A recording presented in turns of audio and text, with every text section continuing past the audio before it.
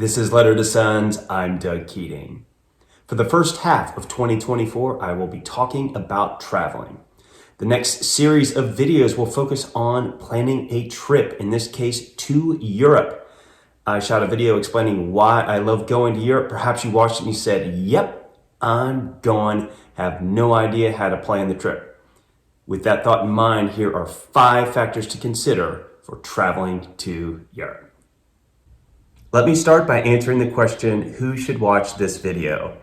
If you're planning a trip to Europe and you're not sure how to do it, I think you'll find this video helpful. If, however, you've decided to take a big bus tour around Europe, like a Rich Steve's trip, or a cruise around Europe, don't waste your time. The planning will be done for you. Just go on your trip and have an awesome time. I have no issue with big bus tours or cruises. I'm just not at that stage in life yet. You notice in the picture, tends to be retirees in that kind of format. Let's get into the factors. For each factor, I will briefly describe it and offer a recommendation. Factor number 1, who's going on the trip? Here you see the 5 different types of trips, starting with a large group. Next is family trip. 3rd is friends. 4th is couple, the 2 of you. And finally, a solo trip. My one recommendation is, if you've never planned a trip to Europe, don't start with a large group. It's gonna be complicated and make your head hurt. Factor number 2, how long you going? First is the marathon trip, over a month. Typically a retiree, someone on sabbatical, or students. Next is the Grand Tour of Europe, 3 solid weeks. 3rd is the extended stay, 2-week trip. Next is the typical US vacation, 1 week. And finally, the long weekend, 3 or 4 days in Europe. My main recommendation, if you take a typical US vacation, is to include both weekends if possible.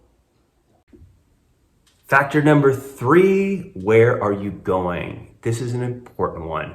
5 different flavors. First is multiple countries. Next, single country. 3rd, single region within a country. 4th, multiple cities. And finally, a single city. My main recommendation, if you're going for more than a week, do not commit to one country unless you've been there before and know you love it. You will ruin your vacation and waste your money if you spend 2 weeks in a place you just don't like. Factor number 4, how much are you going to spend on the trip? Various options here, starting with those who can afford luxury accommodations, 5-star hotels, all the way down to backpackers, which is perfect for students. My main recommendation here is to have a budget detailing how much you will spend during your trip. You can ruin a vacation if you're not careful, decide to wing it, and end up spending way more money than you expected. Factor number 5, what kind of traveling are you doing? In other words, how are you getting around Europe? Similar to options to what we have in the States, planes, trains, rental cars, buses, or some kind of combination. My recommendation for this factor, especially if you've never been to Europe, use the rail system as much as possible. Many European countries have excellent train systems.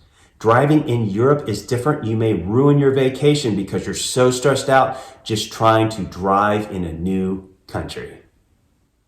Bonus factor, accommodations. Several options here to include hotels, apartments like Airbnb, traditional bed and breakfast, historic sites. I've stayed in a castle before, and hostels.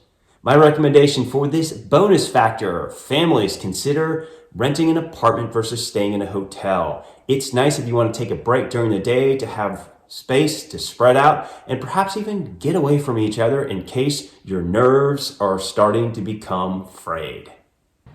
Let's talk about one thing you may not like about planning a trip to Europe, and that is planning a trip to Europe. For some people, this is torture. You do not like planning trips. If that's you, outsource it to somebody else so that you can show up energized and enjoy your vacation. Personally, I like doing the research and the planning. It's part of the buildup so that when I hit the ground. I'm ready to go.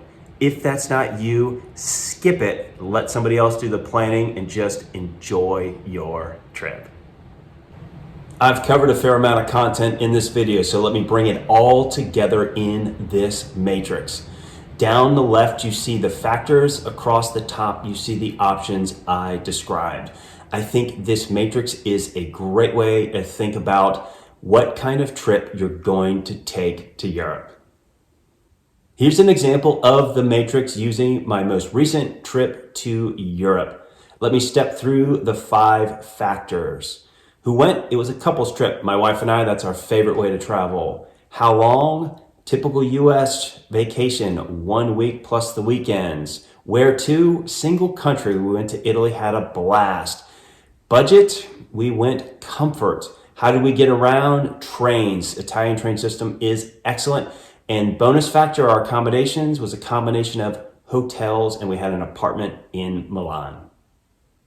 Let me wrap this video by identifying factors that will not be covered during this video series because I don't have the relevant experience.